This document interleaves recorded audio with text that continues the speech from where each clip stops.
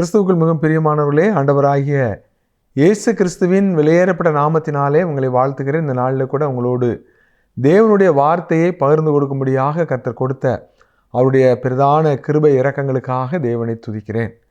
இந்த நாளில் கூட பழைய ஏற்பாட்டில் இஸ்ரவேல் ஜனங்களுடைய வாழ்க்கையில் காணப்பட்ட ஒரு பிரச்சனையையும் ஆண்டவர் அவங்களுக்கு கொடுத்த விடுதலையை குறித்தும் நம்ம தியானிக்க இருக்கிறோம். நம்ம நியாயாதிபதிகளுடைய புஸ்தகத்தில் 6ஆம் அதிகாரத்தில் தேவன் எவ்விதமாக தன்னுடைய ஜனங்களோடு இடைபடுகிறார் என்கிறத நாம் கற்றுக்கொள்ள இருக்கிறோம். கர்த்தர் தாமே நமக்கு உதவி செய்வாராக. நாம் வாசிக்கலாம். நியாயாதிபதிகள் 6ஆம் அதிகாரம் 1ஆம் வசனம். பின்னும் இஸ்ரவேல் புத்திரர் கர்த்தரின் பார்வைக்கு பொல்லாப்பானதை செய்தார்கள்.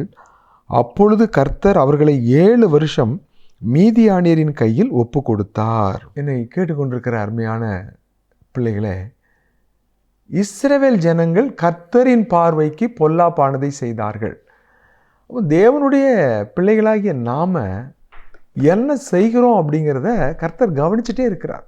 கர்த்தருடைய கண்கள் நம்முடைய ஒவ்வொரு செயல்களையும், நம்முடைய ஒவ்வொரு வார்த்தைகளையும், சிந்தனைகளையும் கர்த்தர் கவனிச்சுட்டே இருக்கிறார். அது கர்த்தருடைய பார்வைக்கு உகந்ததாக காணப்படும் என்றால் அது தேவனுடைய ஆசீர்வாதத்தை நாம் பெற்றுக்கொள்வதற்கு ஏதுவாக இருக்கும். அது கர்த்தருடைய பார்வைக்கு அது உகந்ததாக இல்லாமல் பொல்லாப்பானதாக காணப்படும் என்றால் நிச்சயமாக அதனுடைய தீவிரம் ரொம்ப கஷ்டமாக இருக்கும். இங்கே இஸ்ரவேல் ஜனங்கள் பாருங்கள், கொஞ்ச காலம் ஆண்டவருடைய கற்பனைகளின்படி நடக்கிறாங்க. ஒரு நல்ல ஆவிக்குரிய தலைமை, ஒரு நியாயாதிபதி இருந்து அவங்கள நியாயம் விசாரித்து நடத்தும் போது அவங்க ஈஸியாக அவனுடைய வழியில் நடக்கிறாங்க.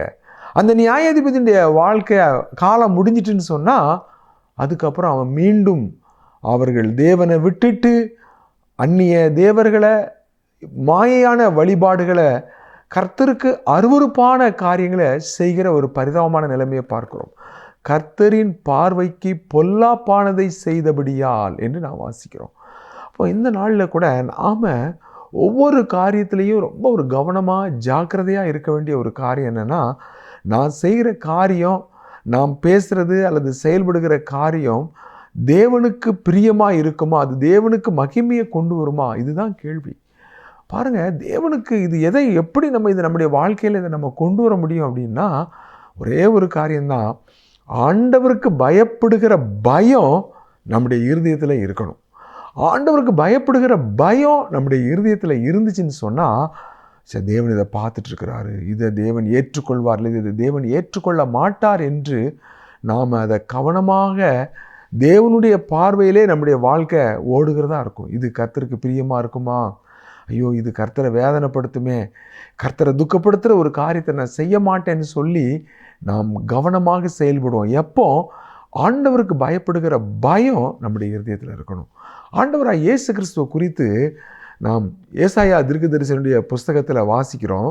ஏசாயா 11ஆம் அதிகாரம் 3ஆம் வசனத்தில் கர்த்தருக்கு பயப்படுதல் அவருக்கு உகந்த வாசனையாக இருக்கும். ஆண்டவருக்கு பிரியமான ஒரு இல்லையா, நம்ம எல்லாம் சென்ட்டு போடுவோம். சென்ட் எதுக்காக? ஒரு நறுமணம் வீசக்கூடிய ஒரு பொருள். ஆவிக்குரிய ஒரு சென்ட்டு பற்றி இங்கே போடப்பட்டிருக்கு. கிறிஸ்தவ வாழ்க்கையில் ஆவிக்குரிய சென்ட்டு என்னங்க, ஆவிக்குரிய சென்ட்டு இருக்குதா, அது என்ன சென்ட்டு அப்படின்னு நீங்கள் கேட்குறது எனக்கு கேட்குது. பாருங்கள், அந்த ஆவிக்குரிய சென்ட்டு என்ன அப்படின்னா இங்கே வாசிக்கிற கர்த்தருக்கு பயப்படுதல், ஆண்டவருக்கு பயப்படுகிற பயம், அதுதாங்க ஒரு ஆவிக்குரிய சென்ட். நம்ம தரித்து கொள்ள வேண்டிய, நம்ம தெளிச்சிக்க வேண்டிய, ஒரு ஸ்ப்ரே பண்ண வேண்டிய ஒரு நல்ல ஒரு வாசனை என்ன அப்படின்னா, ஒரு ஜீவ வாசனை நமக்குள்ளேருந்து வரணும். மரண வாசனை இல்லாமல் ஒரு ஜீவ வாசனை வரணும் அப்படின்னா இந்த கர்த்தருக்கு பயப்படுகிற பயம் இருக்கணும். இஸ்ரவேல் ஜனங்களுடைய வாழ்க்கையில் எப்போ கர்த்தருக்கு பயப்படுகிற பயம் அவங்கள விட்டு போகுதோ அப்பொழுது அவர்கள் வழி விலகி தேவனை விட்டு தூரமாய் போகிற, வேதனைப்படுத்துகிற, கர்த்தருடைய பார்வைக்கு பொல்லாப்பானதை செய்கிற ஒரு காரியத்தை பார்க்குறோம். அப்போ நம்ம ஒவ்வொரு நாளும் நம்ம ஜெபிக்கணும், ஆண்டவரே உங்கள் பார்வைக்கு பிரியமானதை, உமக்கு பிரியமானதை செய்ய எனக்கு போதித்தருளும் என்று தாவீது ஜெபித்ததை போல ஆண்டவர் உமக்கு பிரியமானதையே நாங்கள் செய்யணும் ஆண்டவரே. பாருங்கள், இப்போ என்ன நடக்குது அப்படின்னா, எதிராளிகள் மீதியானியருடைய கையில் 7 வருஷம் கர்த்தர் ஒப்பு கொடுத்துட்றார். இப்போ என்ன நடக்குது? இஸ்ரவேல் ஜனங்கள் அடிமைகளாக இருக்கிறாங்க. இந்த மீதியானுடைய கையில் அடிமைகளாக இருக்கிறதுனால அவருடைய வாழ்க்கையில் நஷ்டம் நஷ்டம் மேலும் மேலும். அவர்கள் பாருங்கள், ஒரு பக்கம் பயம், எதிரிகள் வந்து எப்போ நம்முடைய தேசத்தின் மேலே படையெடுத்து வருவாங்க, நம்மளை அழிச்சிருவாங்க என்று பயம், மரண பயத்தில் வாழ்ந்து கொண்டிருக்கிறார்கள். ரெண்டாவது, அவருடைய பொருட்களை எல்லாம் அவங்க இழந்துக்கிட்டு இருக்கிறாங்க. தானியங்களை கொள்ளையடிச்சிட்டு போயிடுறாங்க. அவருடைய ஆடு மாடுகள் மிருக ஜீவன்களை கொள்ளையடிச்சிட்டு போயிடுறாங்க. எப்போ எப்படி வருவாங்கன்னு தெரியாது. திடீர்னு வந்து எல்லாவற்றையும் அழிட்டு போயிடுறாங்க. மரண பயம், பயத்திலே வாழ்கிற ஒரு அடிமைத்தனத்தின் ஒரு வாழ்க்கை. ஆண்டவர் விடுதலையான ஒரு வாழ்க்கை வாழணும்னு சொல்லி அவர் விரும்புகிறாரு. ஆனால் எப்போ அந்த தேவனுடைய விடுதலையின் வாழ்க்கையை நம்ம வாழ்க்கையில் அனுபவிக்க முடியும் அப்படின்னா, தேவனுக்கு பயந்து அவருடைய வழிகளில் நடக்கும்போது தான் அந்த விடுதலையை, அந்த ஆசீர்வாதத்தை நம்ம அவனவன் தன் தன் அத்திமரத்தின் நிழலிலே சுகமாய் குடியிருந்தான் என்று நம்ம வாசிக்கிறோம். எப்போ? தேவனுக்கு பயந்து நடக்கும்போது. ஆண்டருக்கு பயப்படாமல் நம்முடைய இஷ்டத்தின்படி நம்ம ஓடும் பொழுது நம்முடைய வாழ்க்கையில் வேதனை, பயம், அடிமைத்தனம், இழப்பு, நஷ்டம் எல்லாத்தையும் அங்கே எடுத்துக்கொண்டு போகிற ஒரு வேதனையான ஒரு சூழ்நிலையை நாம் அங்கே பார்க்கிறோம். பாருங்கள், இந்த நியாயாதிபதிகளின் புஸ்தகத்தில் 6ஆம் அதிகாரத்தில் அவங்க திடீர்னு வந்து அவர்களுடைய ஆடு மாடுகளை, மிருக ஜீவன்களை, அவருடைய தானியங்களை எல்லாவற்றையும் கொள்ளையடித்து கொண்டு போகிற ஒரு நிலைமை இருக்கிறத பார்க்குறோம். கிதியோன் என்று சொல்லக்கூடிய ஒரு மனிதன், அவன் கூட என்ன செய்கிறான், அந்த ஃபேக்ட்ரிக்கு பக்கத்தில் என்ன செய்கிறான், ஏன்னா திடீர்னு அவங்க வந்து கொள்ளையடிச்சு போய்ட்டா எடுத்துகிட்டு ஓடிடணும், பொருளை காப்பாற்றணும், அந்த தானியத்தை காப்பாற்றணும்னு முடியும். அப்போ பாதுகாப்பற்ற ஒரு சூழ்நிலை, பயமான ஒரு சூழ்நிலை, மீதியானியருக்கு பயந்ததினால் என்று நாம் அங்கே வாசிக்கிறோம். ஸோ மீதியானியருக்கு பயந்து மீதியானியுடைய கைக்கு அந்த தானியங்களை தப்புவிப்பதற்காக ஆலைக்கு சமீபமாக அதை போரடித்தான் என்று வாசிக்கிறோம். இப்போ இப்படிப்பட்ட இந்த சூழ்நிலையில் ஒரு மனிதன் என்ன செய்யணும் அப்படின்னா, தேவனை நோக்கி திரும்பணும். நம்முடைய வாழ்க்கையில் எங்கெங்கெல்லாம் நம்ம தேவனை துக்கப்படுத்தினோம், தேவனுக்கு பிரியமில்லாததை நம்ம எங்கெல்லாம் செய்தோன்னு சொல்லி நம்ம தேவனை நோக்கி நாம் திரும்ப வேண்டியது அவசியமாக இருக்கிறது.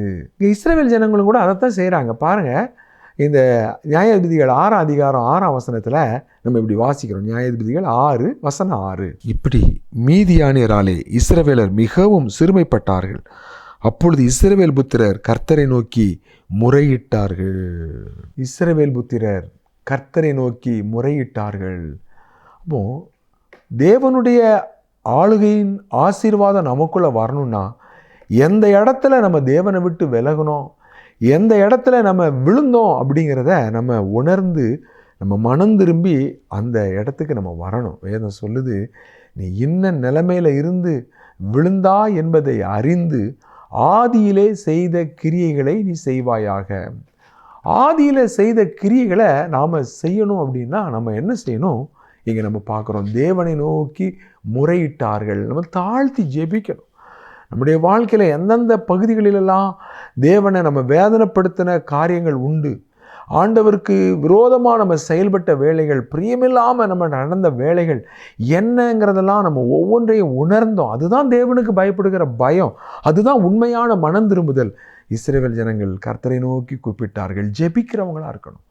பாருங்கள், தேவன் எப்படி நம்ம வழிவிலகி போகும் பொழுது அவர் நம்மளை சிட்சிக்கிறார். எதுக்காக அப்படின்னா, நம்மளை சிறுமைப்படுத்துகிறதுக்கு, எதுக்காக அடிமைகளாக அவர் ஒப்பு கொடுக்கிறார்? நம்ம மனம் திரும்புறதுக்கு. நம்ம மேலே உள்ள அன்பினால் இப்படிப்பட்ட நஷ்டங்களை, இழப்புகளை, வேதனைகளை, பிரச்சனைகளை, அடிமைத்தனங்களை நம்முடைய வாழ்க்கையில் அனுமதிப்பதின் மூலமாக தேவன் என்ன செய்கிறார் அப்படின்னா, நாம் உணர்ந்து பயந்து தேவனை நோக்கி திரும்புவதற்காக கர்த்தர் இப்படி செய்கிறார். அப்போ நம்முடைய வாழ்க்கையில் ஏன் இப்படிப்பட்ட சூழ்நிலைகள் வருதுன்னு சொல்லி நம்ம திகைக்கிறவங்களாக இல்லாமல் மனம் திரும்புகிறவங்களாக காணப்படணும். எந்தெந்த இடங்களில் நம்ம தப்பு செஞ்சோம், எந்த இடங்களில் நம்ம குறைவுபட்டோம் அப்படின்னு நம்ம மனம் திரும்பும் பொழுது கர்த்தர் என்ன கேட்குறாருங்க. இரக்கமுள்ள தேவன். நம்முடைய ஆண்டவர் எப்படிப்பட்ட ஒரு தேவனாக இருக்கிறாருன்னா, அவர் நீதியுள்ள தேவன், பரிசுத்தமான தேவன். அவர் அதே நேரத்தில் நம்ம தீங்குக்கு மனஸ்தாபப்படும் பொழுது அவர் நமக்காக மனஸ்தாபப்படுகிற ஒரு தேவனாக இருக்கிறார். உடனே கர்த்தர் என்ன செய்கிறாரு? ஒரு தீர்க்கதரிசி அனுப்புகிறார். தீர்க்கதரிசி வந்து சொல்கிறாரு, நான் எத்தனையோ தடவை சொன்னோங்க, நீங்கள் கேட்கலையே. உங்களை அடிமைத்தன வீடாகி எகிப்திலிருந்து உங்களை கர்த்தர் விடுவிச்சு கொண்டு வந்தார், ஆனால் நீங்கள் மீண்டும் அடிமைத்தனத்துக்குள்ளே உங்களை உட்படுத்திக்கிட்டீங்களே.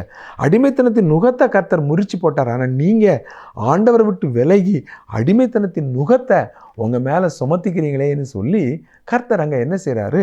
அவர்களை குறித்து அவர் துக்கப்படுகிறவராக, வேதனைப்படுகிறவராக இருக்கிறார். இப்படிப்பட்ட இந்த சூழ்நிலையில் தான் நம்ம அங்கே பார்த்தோன்னா கர்த்தருடைய தூதனானவர் யாரை சந்திக்கிறார் அப்படின்னா, அங்கே ஒரு முக்கியமான ஒரு நபர் யாருன்னு பார்த்தா கிதியோன். ஒரு பயந்த சுபாவம், ஒரு தைரியமான ஆள் இல்லை, ஒரு பயந்த சுபாவம்.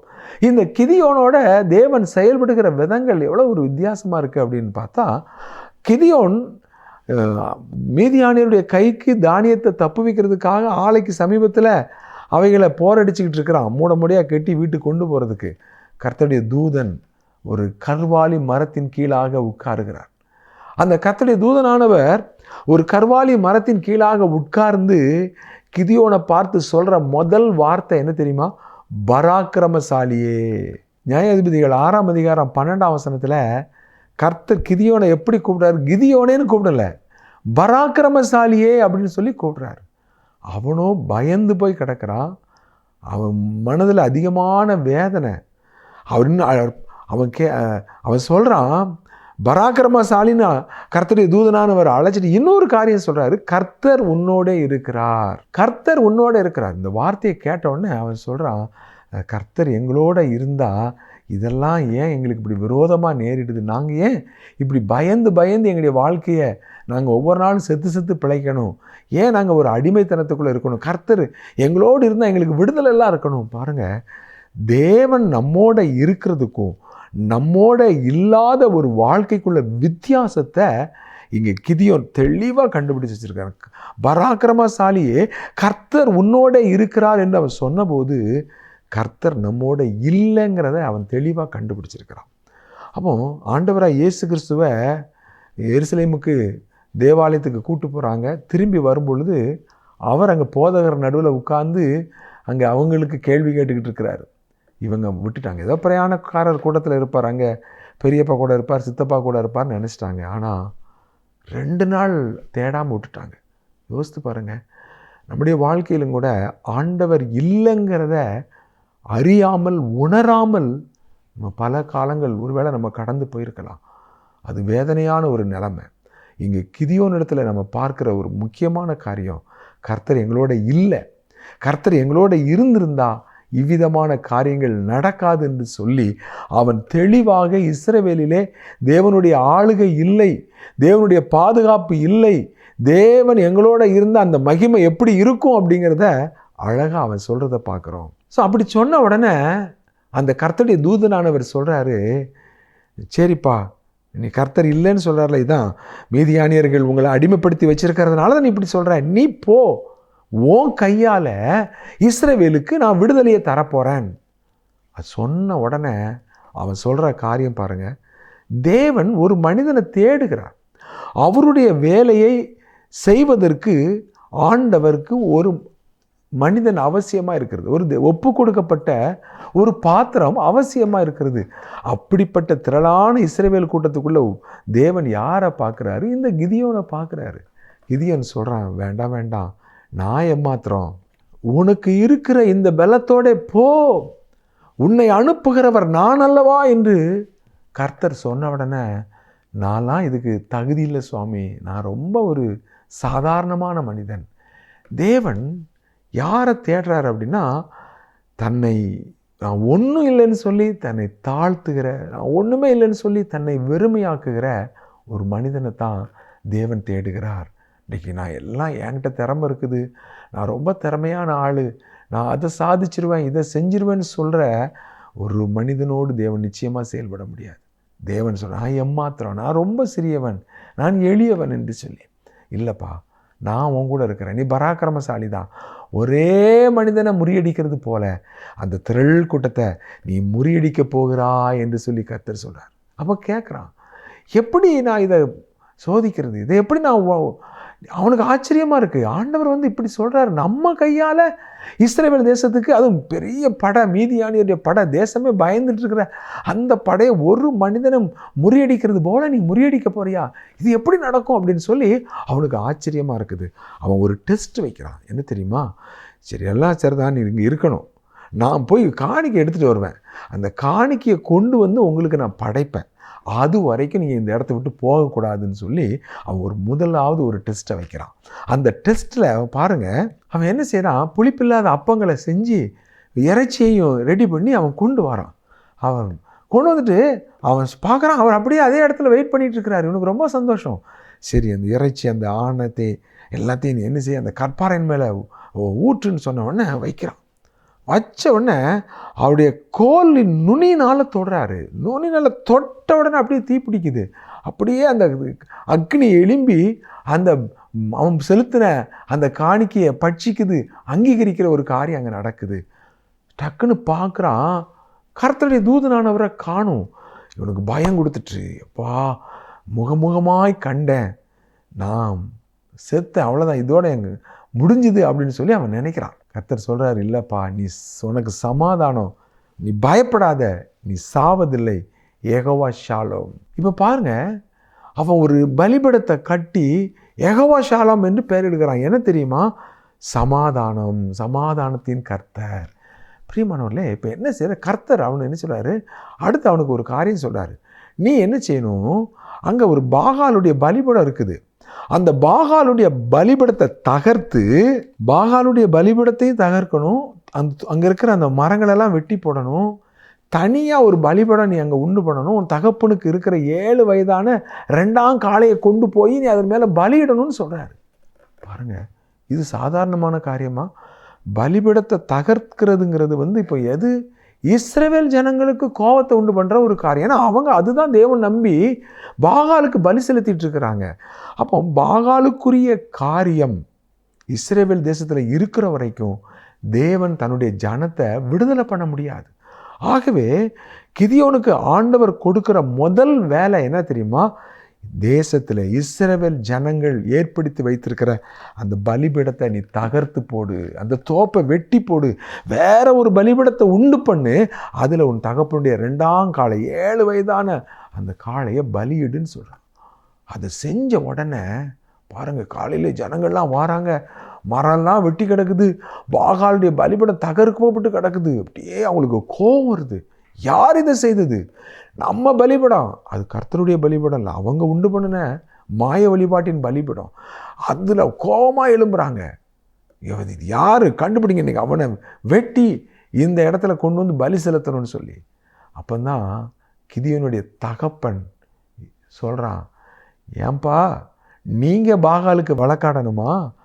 அதை அந்த பலிபீடத்தை தகர்த்தானே, அவனுக்கு விரோதமாக அந்த பாகால் எழும்பட்டும் சொல்லிட்டு எருபகால் அப்படின்னு சொல்லி பெயரிடுறான். நீங்கள் எதுக்காக பாகாலுக்காக நீங்கள் வழக்காடணும்?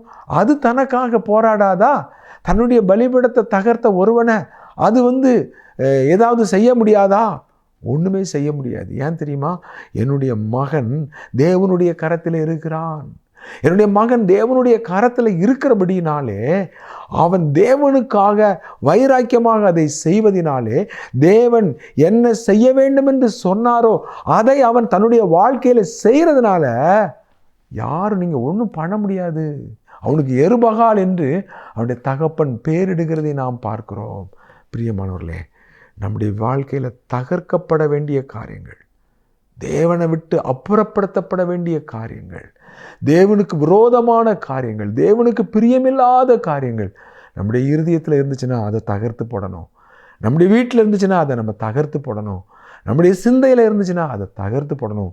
மற்றவங்களுக்கு தெரியாமல் ரகசியமாக அதை நம்ம வச்சிருந்தா அதை நாம் தகர்த்து போடணும். அதை நாம் செய்யும் பொழுது தான் தேவன் நமக்காக ஒரு வைராக்கியமாய் கிரியை செய்வார். தேவன் நமக்காக செயல்படுகிறவராக, தேவன் நமக்காக கிரியை செய்கிறவராக, தேவன் நமக்காக யுத்தம் பண்ணுகிறவராக காணப்படணும். அடிமைத்தனத்திலிருந்து நம்ம வெளியே வரணும், சாத்தானுடைய ஆதிக்கத்திலிருந்து நம்ம வெளியே வரணும்னு சொன்னால் தேவன் நம்மிடத்தில் எதிர்பார்க்கிற காரியத்தை நாம் செய்வதற்கு நாம் ஆயத்தம் உள்ளவர்களாய் காணப்பட வேண்டும்.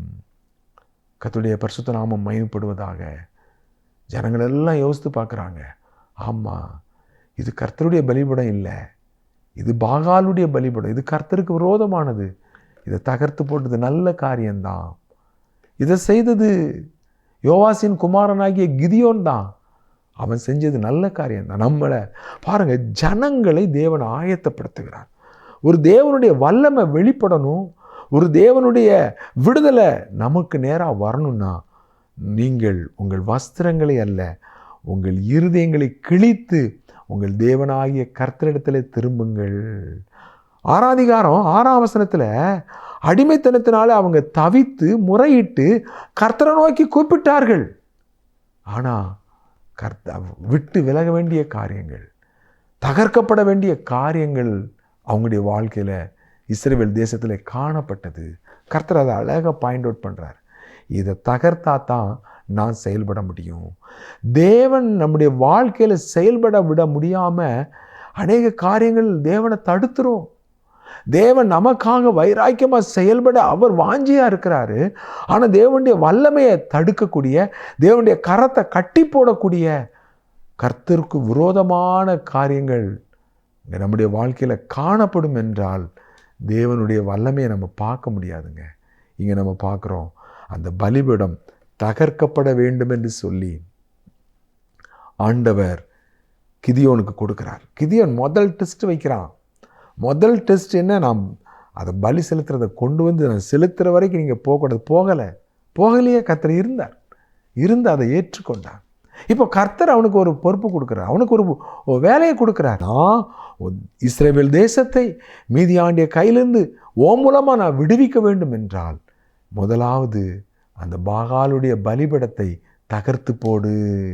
அந்த பலிபீடத்தை தகர்த்து போட்ட உடனே ஜனங்கள் விரோதமாக தான் எழும்பினாங்க.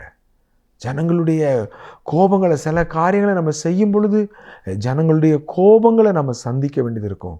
சில காரியங்களை நம்ம செய்யும்போது ஜனங்கள் நமக்கு விரோதமாக எழும்பக்கூடிய ஒரு சூழ்நிலை நமக்கு காணப்படலாம். ஆனால் ஒரு காரியம், கர்த்தர் நமக்கு என்ன சொல்கிறாரோ அதை நாம் தெளிவாக செய்கிறவர்களாய் காணப்பட வேண்டும். அவங்க தகப்பனாகிய யோவா சொல்கிறான், நீங்கள் பாகாலுக்காக வழக்காடுவீர்கள் என்றால் காலையில் அவன் செத்து போயிடுவான். பாகாலுக்காக வழக்காடுகிறவன் காலையில் செத்து போயிடுவான். தைரியமாக சொல்கிறான். அது தேவனானால் அது தனக்காக வழக்காடட்டும், நீங்கள் யாரும் அதற்காக வழக்காட வேண்டிய அவசியம் இல்லை. எனக்கு அருமையான தேவனுடைய பிள்ளைகளே, நம்முடைய வாழ்க்கையிலும் கூட தேவனுக்காக வைராக்கியமாக நிற்கிறவர்களோடு நம்ம நிற்கணும். தேவனுக்காக உண்மையாக நிற்கிறவங்களோடு நம்ம நிற்கணும். தேவனுக்கென்று வைராக்கியமாக செயல்படுகிறவர்களோடு சேர்ந்து நம்ம செயல்படுகிறவர்களாய் காணப்பட வேண்டும். அப்போதான் நம்முடைய வாழ்க்கையில் தேவனுடைய ஆசீர்வாதத்தை அனுபவிக்கிற ஜனங்களாக இருக்க முடியும். தேவனுக்கு விரோதமாய் செயல்படுகிற ஒரு ஜனங்களாய் காணப்பட்டு விடக்கூடாது. இஸ்ரவேல் ஜனங்கள் அடிமைத்தனத்தில் தவிக்கிறாங்க, முறையிடுறாங்க, ஜெபம் பண்ணுறாங்க. ஆனால் பாகாலுடைய பலிபீடம் தகர்க்கப்பட்ட பொழுது அவங்க அதை தகர்த்த கிதியோனுக்கு விரோதமாக எழும்புகிற பரிதாபமான ஒரு நிலைமையை பார்க்குறோம். நம்ம கூட சொல்லணும், ஆண்டவரே எப்பவும் நான் உங்கள் பக்கம்தான் நிற்கணும், ஆண்டவரே எப்பவும் உங்களுக்கு பிரியமானதை தான் நான் செய்யணும், ஆண்டவரே உங்களுக்கு விரோதமாக சத்துருக்களுடைய பக்கத்தில் நாங்கள் நின்றக்கூடாது, ஆண்டவரே இன்னும் அடி வாங்கிறதுக்கும் இன்னும் சாபத்தை நம்முடைய வாழ்க்கையில் கொண்டு வரதுக்கு எதுவாக நம்ம செயல்பட்டு விடவே கூடாது. கர்த்தர் தாமே நமக்கு உதவி செய்வாராக. நாம் ஜெபம் செய்வோமா? எங்கள் அன்புள்ள ஆண்டவரே, இந்த வார்த்தைகளை கேட்கிற ஒவ்வொருவருக்காக ஜெபிக்கிறோம்.